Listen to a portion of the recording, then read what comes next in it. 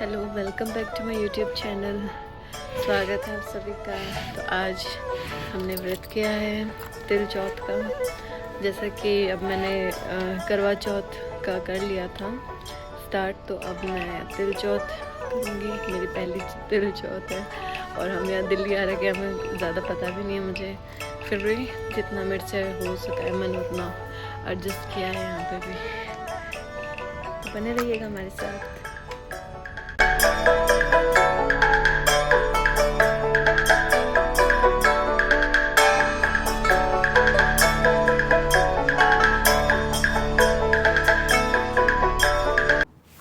अब हम पूजा करेंगे, तो मैंने यहीं पे थोड़ा बहुत एडजस्ट कर लिया था सारा सामान वगैरह। गणेश जी की मूर्ति रख ली थी, तो मैं तिलक का कर रही हूँ। गणेश जी के तिलक निकाल रहे हैं और चौथ माता के भी।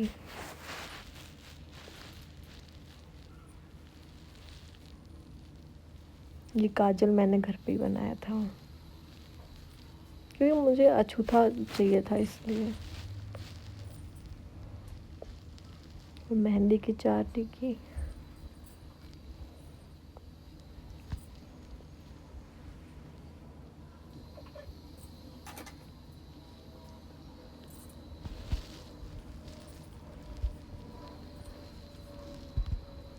अब मैंने आंखें ले ली अपने हाथों में।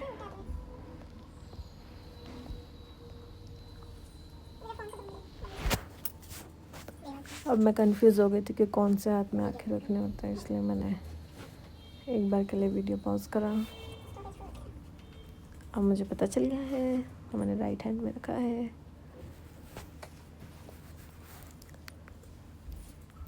अब मैंने फ़ोन में ही कथा चला ली थी। आज सुनेंगे सकट चौथ की व्रत कथा। आज सकट चौथ यानी गणेश जी का व्रत है। आज के दिन महिलाएं अपनी संतान के लिए पूरे दिन निर्जल रहकर व्रत करती हैं। रात को चांद आने पर वो उसको अर्घ दे के व्रत खोलती हैं। ऐसा कहा जाता है कि सकट चौथ का व्रत करने से संतान की आयु लंबी होती है और उनके संकट टल जाते हैं। आइए सुनते हैं सकट चौथ की व्रत कथा। एक समय की बात है, एक गांव में एक देवरानी जेठानी रहा करती थी। जेठानी अमीर थी और देवरानी गरीब थी। देवरानी गणेश जी की भक्त थी। देवरानी का पति जंगल से लकड़ी काटकर बेचता था और अक्सर बीमार रहा करता था। देवरानी जेठानी के घर का सारा काम करती और बदले में जेठानी बचा हुआ खाना, पुराने कपड़े आदि उसको दे दिया करती। इस तरह देवरानी का परिवार चल रहा था।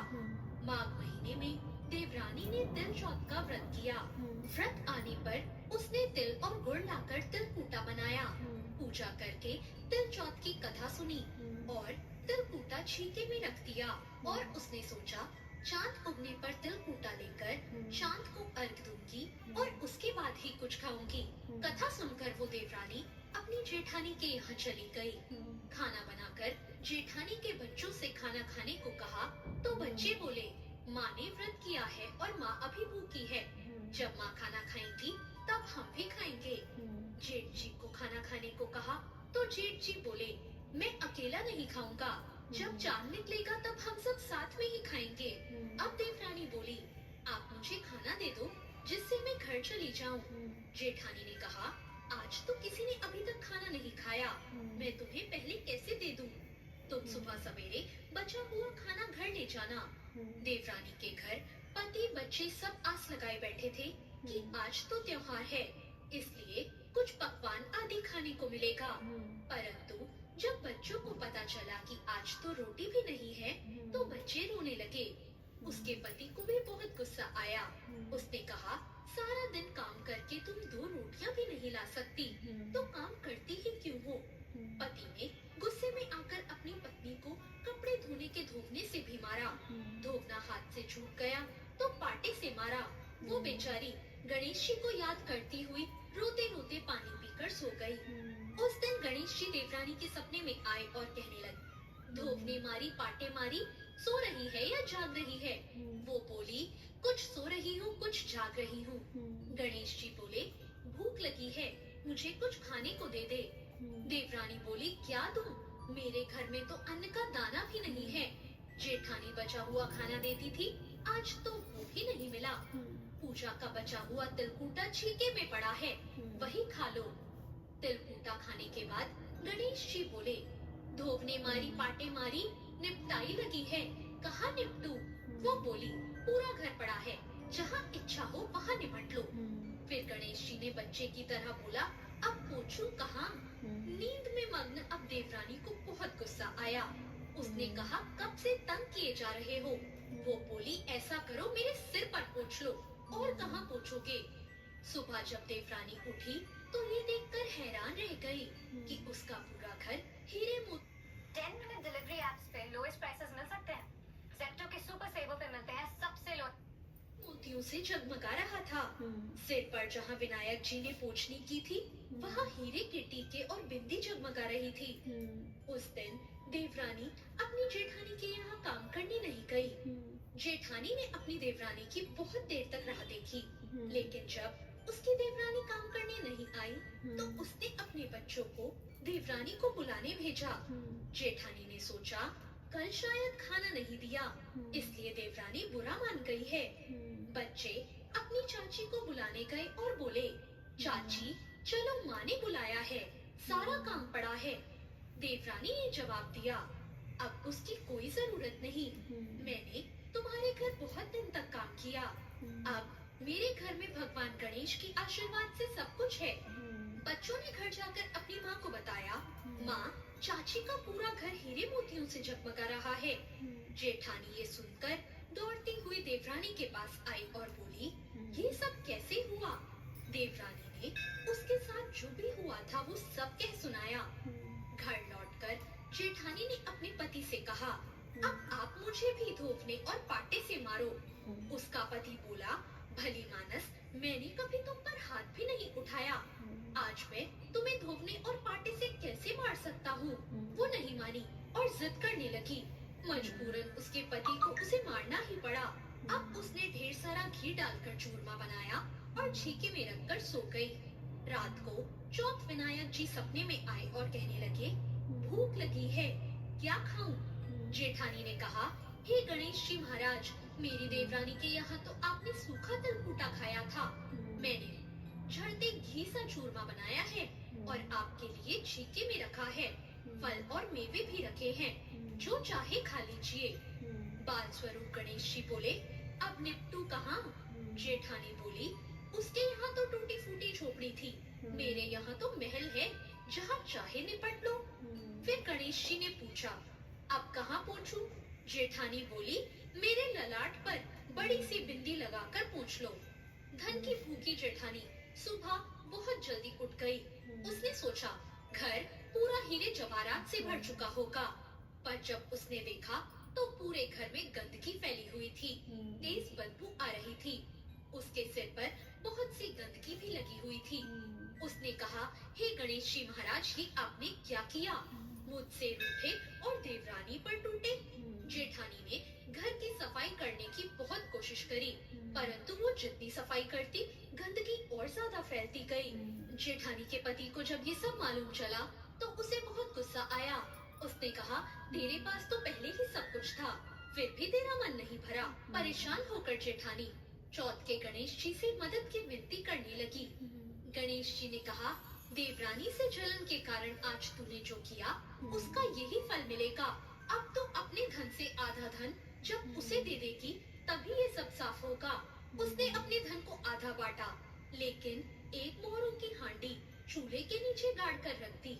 उसने सोचा, किसी को इस बारे में पता नहीं चलेगा कि उसने इस धन को नहीं बांटा। उसने कहा, हे श्री गणेश जी महाराज, अब तो अपना ये बिखराव समेटो। वे बोले, पहले चूल्हे के नीचे गाड़ी हुई मोहरों की हांडी सहित ताक में रखी हुई 2 सुई के भी 2 हिस्से कर। इस प्रकार गजानन ने बाल स्वरूप में आकर सुई जैसी छोटी चीज का भी बंटवारा किया और फिर अपनी माया समेटी। हे गणेश जी महाराज, जैसी आपने देवरानी पर कृपा की, वैसी सब पर करना। कहानी कहने वाले, सुनने वाले और हुक्कारा भरने वाले सब पर कृपा करना, किंतु जैसा जेठानी को सजा दी, वैसी सजा किसी को मत देना। बोलो गणेश जी महाराज की जय, चौथ माता की जय। तो ये थी तिल चौथ की व्रत कथा। तिल चौथ के दिन भालचंद्र गणेश जी की पूजा संकट चौथ को की जाती है। प्रातःकाल नित्य क्रम से निवृत्त होकर गणेश जी की पूजा करें और गणेश जी की वंदना करें। इसके बाद अब चौथ माता की कहानी सुन ली, अब हम विनायक जी की कहानी सुनेंगे। तो उसके लिए मैं विनायक जी की कहानी ढूंढ ली। और ये जो आँखें मैंने मतलब जो चौथ माता के लिए तिल और गुड़ रखा था, ये रात को चंद्रमा का जब हम अर्घ देंगे तब इस्तेमाल करेंगे। और अब हम वापस से तिल और गुड़ हाथ में लेके विनायक जी की कहानी सुनेंगे।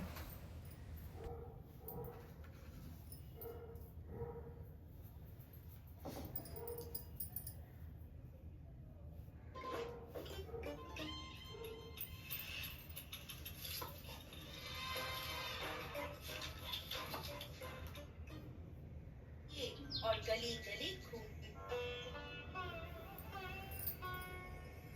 नमस्कार दोस्तों, हम आपके लिए गणेश जी महाराज और उनकी खीर की कहानी लेकर आए हैं। एक समय की बात है, गणेश जी महाराज ने पृथ्वी पर मनुष्यों की परीक्षा लेने का विचार किया। पृथ्वी भ्रमण के लिए गणेश जी ने एक बालक का रूप बनाया और अपने एक हाथ में चम्मच में दूध ले लिया और दूसरे हाथ में एक चुटकी चावल ले लिए और गली गली घूमने लगे।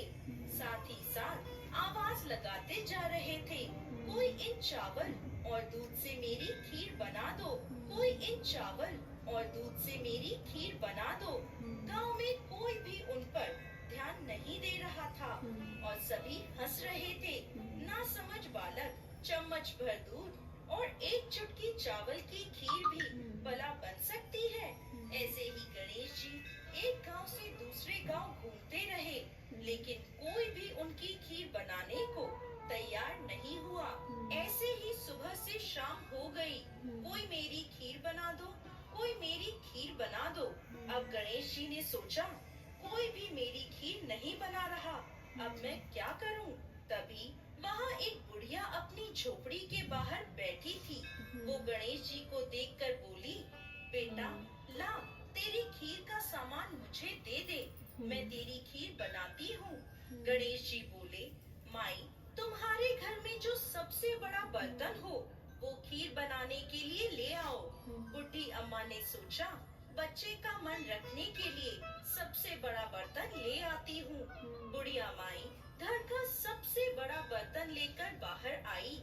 गणेश जी ने चम्मच से दूध और चुटकी से चावल डालना शुरू किया। तब बुढ़िया माई के आश्चर्य की कोई सीमा नहीं रही। ये क्या चमत्कार है, कुछ समझ नहीं आ रहा। देखते ही देखते पतीला दूध से भर गया। बुढ़िया माई ने उस पतीले को चूल्हे पर चढ़ाकर खीर बनाना शुरू कर दिया।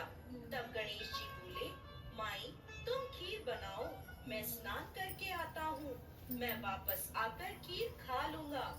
बुढ़ी माई बोली, बेटा, इतनी ढेर सारी खीर का मैं क्या करूँगी? तब बालक गणेश बोले, माई, तुम सारे गांव को खीर खाने का न्योता दे दो। बुढ़ी माई बोली, ठीक है, मैं पूरे गांव को कह देती हूँ। बुढ़ी माई के खीर की खुशबू धीरे धीरे पूरे गांव में फैलने लगी। बुढ़ी अम्मा ने घर घर जाकर खीर खाने का न्योता दे दिया। आज मेरे घर खीर का प्रसाद बना है, आप चखने आना। पड़ोसन ने बोली, अम्मा, इतने लोगों को खीर कहाँ से खिलाओगी? लोग उस पर हंसने लगे। बुढ़िया के घर में खाने को तो दाना नहीं है और सारे गांव को खीर खिलाने की बात कर रही है। चलो चलकर देखते हैं बुढ़ी माई कौन सी खीर खिलाने वाली है। धीरे धीरे लोग बुढ़ी माई के घर आने लगे। देखते ही देखते गांव इकट्ठा हो गया। जब बुढ़ी माई की बहू को इस दावत की बात पता चली तो वो रसोई में पहुंची और खीर से भरा पतीला देखकर उसके मुंह में पानी आ गया और वो सोचने लगी, इस पतीले की खीर सारे गांव में बांटी तो मेरे लिए कुछ भी नहीं बचेगा। ऐसा सोचकर बुढ़ी अम्मा की बहू ने एक कटोरी में खीर निकाली और दरवाजे के पीछे बैठकर खीर खाने की तैयारी करने लगी और खाने से पहले बोली, गणपति जी भोग स्वीकार करें। ऐसा कहकर वो खीर खाने लगी। बुढ़ी अम्मा की बहू के लगाए इस भोग से गणेश जी प्रसन्न हो गए। जब बाल गणेश स्नान करके वापस आए तो बुढ़ी अम्मा बोली, बेटा तुम स्नान करके आ गए, आओ तुम्हें खीर परोस दूं। तब बाल गणेश बोले, माई मेरा पेट तो खीर से भर गया, अब तुम खीर खा लो, अपने परिवार को खिलाओ और सारे गांव को खीर खिलाओ। तब बुढ़ी माई पूछने लगी, बेटा तुमने ये खीर कब खाई?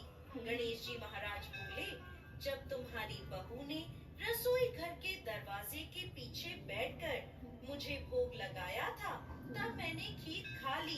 तब बुढ़ी अम्मा समझ गई, यह जरूर गणेश जी महाराज हैं। वो हाथ जोड़कर उनके आगे खड़ी हो गई। गणेश जी महाराज बोले, बुढ़ी माई तुम भी खीर खाओ, अपने परिवार को खिलाओ, पूरे गांव को खीर खिलाओ और उसके बाद बची हुई खीर को 4 पतीलों में रखकर अपने घर के 4 कोनों में रख देना। अब बुढ़ी माई ने पूरे गांव को खीर खिलाई और बची हुई खीर 4 बर्तनों में करके अपने घर के चारों कोनों में रख दी और सो गई। जब वह सुबह उठी तो उसके आश्चर्य की कोई सीमा नहीं थी। हे गजानन भगवान, ये मैं क्या देख रही हूँ? पतीलों में खीर के स्थान पर हीरे मोती और जवाहरात भरे हैं। हे विघ्नहर्ता, आपने मुझ पर बड़ी कृपा करी है। बुढ़ी माई को अपनी दयालुता का फल प्राप्त हुआ, उसकी सारी दरिद्रता दूर हो गई।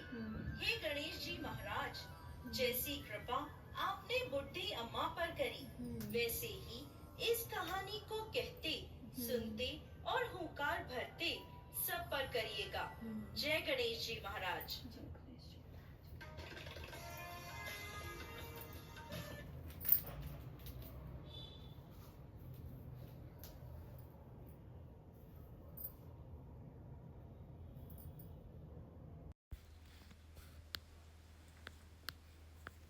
अब हम सूर्य देव को अर्घ देंगे। जो गणेश जी की कथा हमने सुनी थी, उस टाइम जो हमने तिल और गुड़ लिया था उसके साथ में चांदी की अंगूठी रखेंगे और फिर हम अर्घ देंगे।